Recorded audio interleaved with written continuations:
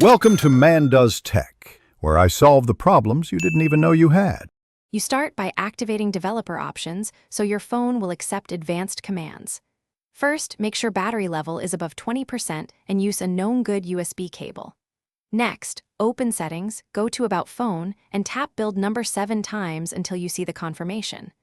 Once done, back out to Settings and locate Developer Options. This unlocks the toggles you need. Keep the phone unlocked and on the home screen while we move to the next step. This avoids timing and permission issues.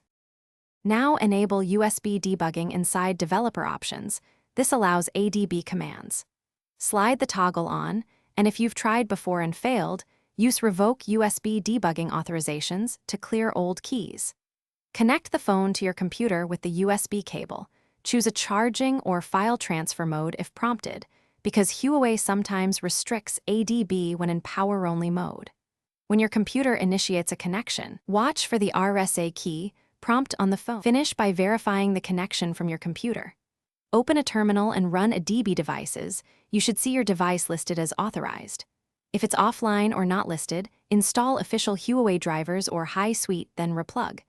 If problems persist, reboot the phone, try another USB port, or swap cables, often the simplest fix. Remember, USB mode must allow data transfer, and you must accept the RSA prompt. Otherwise, ADB will not authorize.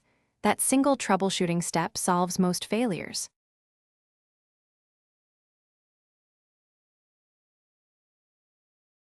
Thanks for watching. If you found this helpful, don't forget to like and subscribe.